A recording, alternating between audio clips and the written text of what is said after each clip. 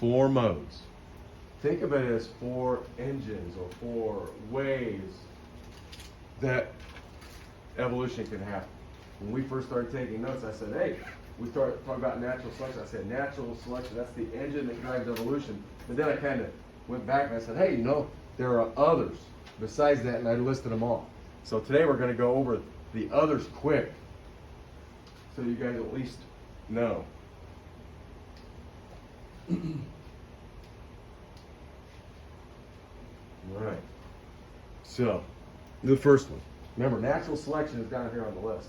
But these are ways that evolution that we think takes place. One is called genetic drift. And you actually got to witness this when we did, remember the Naked Bunny lab, when you guys were doing the beans? And you noticed that some of the genes started to disappear. They were starting to drift. That's what they were talking about. So it's just a random change in the alleles. Now, I don't know if you guys remember, but allele seems like a big word. But let's say we have 2 genes, one that's a capital B, one that's a lowercase, one that's dominant, one's recessive. That's a pair of alleles. And so I think B was one of them we were using for that actual lab. And so when you see the word allele, think about, you know, the pair of different genes. Remember, alleles are genes, the same genes, a different type. Okay? So the change in the allele frequency in a population due to random events.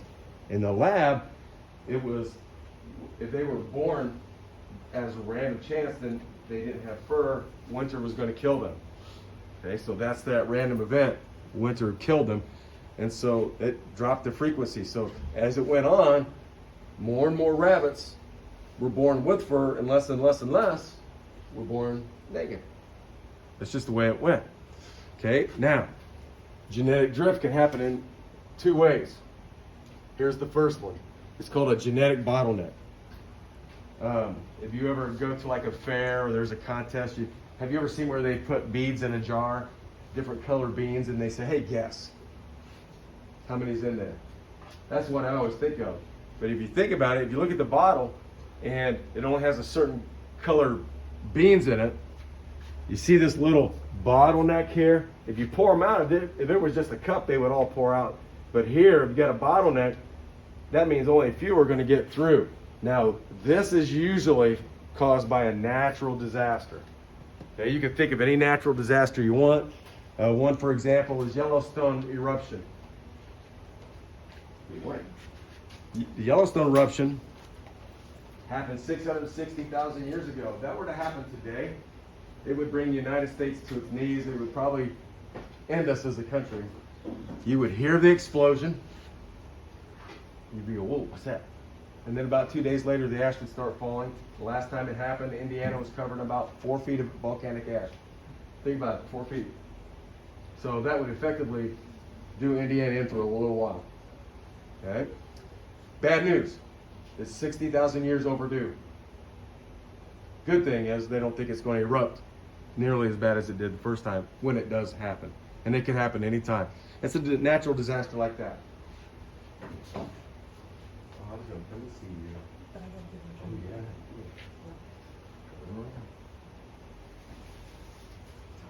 That's all right. All right. So, genetic bottleneck. Now, think about this. If almost everything is killed in that bottleneck event, there's always a few that are going to get through. So you're going here from really large, diverse population with lots of different genes, and then that bottleneck event could be that volcano I was talking about, and then only a few will live. And I'm going to give you an example here in a second.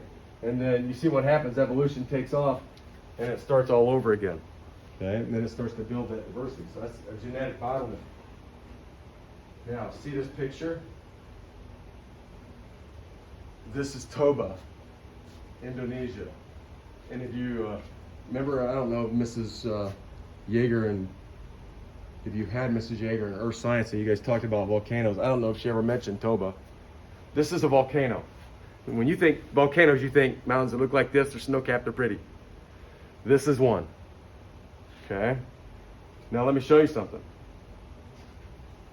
From here to here, 60 miles. From here to here is like 30 miles.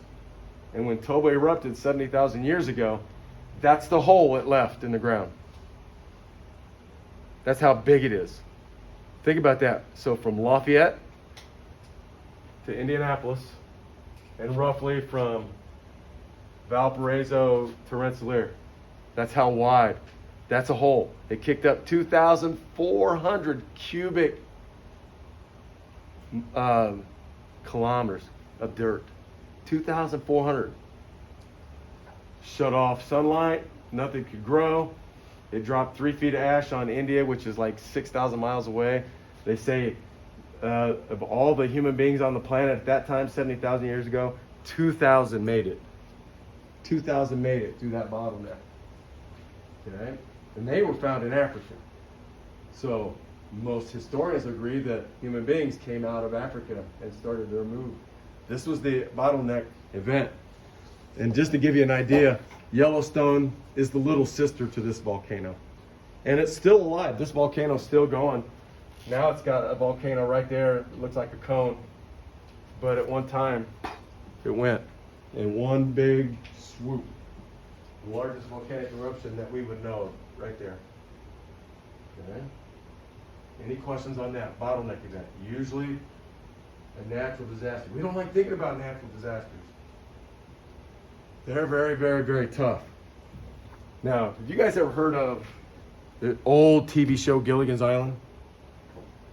The old TV show was like there were 7 castaways. They went on a boat trip. They got thrown off by a storm. They crashed on a desert island. They started living again. Okay, so they were the founders of the new on the island. Okay, well in the show they didn't have children. They were eventually rescued. Okay, but you get the idea. Founder's effect is that loss of genetic variety when a small group breaks off from a larger group. Remember that large group's got a lot of different genes, but you get a small group and they don't have a lot of genes. So for example, think of the human population. You got white people, you got black people, you got brown people, you got what's considered red people, yellow people. Let's say a small group of white people broke away from the group. You can see how different they are. Okay? So you're losing genetic diversity. That's called founder's effect. And I'll show you a video, not today, but here pretty soon, what would happen if some crash landed people on an island and they had the male population were bald. They kind of make fun of the situation there. Okay? And here's another way to think about it. See how these guys, they got split up? That's another example of founder's effect. Here's a modern day one. Modern day one. You guys ever heard of the Amish? Right? The Amish, they can't marry outside their religion. And so they gotta marry inside their community. Well, is that necessarily genetically healthy? What do you think? No. Look what happens.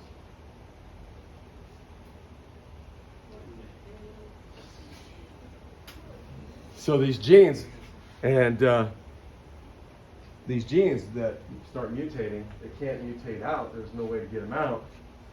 The genetic variety in the I would say in the clan, okay, you get to see it. So that's called polydactyly. Okay, here's another one.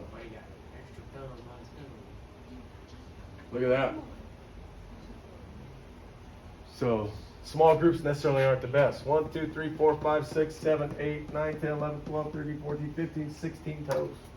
He's good at that. Now, if that little kid marries somebody outside the place where he lives, that will disappear. Not on him, but you won't see that gene very much. Okay? And so whenever you get founder's effect, that loss of variety can show itself. And in this case, for the Amish, it shows this. Okay? Now the Amish are taking steps for this. Well, I think the last thing I read, that they are connecting with other Amish groups hundreds of miles away. Okay? To find husbands and wives. So this would stop happening. Okay? But that's a danger of the founder effect. here's a cool thing. There's an island in the Pacific called Colorblind Island. You ever heard of that? Everybody on the island is colorblind. And here's how it happened. In the 1700s, a typhoon or hurricane killed just about everybody on the island, left a few people. One of the people left was the king of that particular, and he was colorblind. Well, they repopulated the island, and since he was one of the only males all his children ended up being colorblind.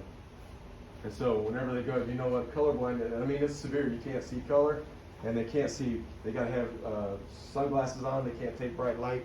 Everything looks kind of blurry. But that's the founder effect. So after that event went through, everybody that was left there took out all the genetic diversity, and then all the children inherited the colorblind gene. And mostly that affects men. So all the men were affected by that. Okay. Now, migration. I think we understand migration, right? This is another mode. This is another mode. Migration, how things move in and out. Well, you would agree that deer around here are constantly moving in, they're constantly moving out. It's just the way it is. Rabbits, same thing. People, same way. They're moving in and out. Mutation. This is a mutation because of all that. Mutations, that's another way that evolution appears. Do you think there's any positives to this? Is this going to help this kid survive anymore? Probably not. So is that going to stay in the population? Probably not. Okay. And then natural selection. Natural selection. See this setting right here? These are called rock pocket mice, which is part of your poster. Lava fields in the Southwest have dark rock on it. Eagles can't see the dark rock pocket mice, but they can see all the light colored ones. Eventually, over time, look what happens. And this happens in a matter of years. They will start switching colors. And nothing, they don't look and say, oh man, we better switch colors. It just happens. Without thought, it just happens. And so all the mice that have this color, they tend to get weeded out quick so they can't pass on their genes for their color fur. These do. But you'll notice you never can ever really get that out. But something you guys can show me on the poster. Any questions on this? Okay.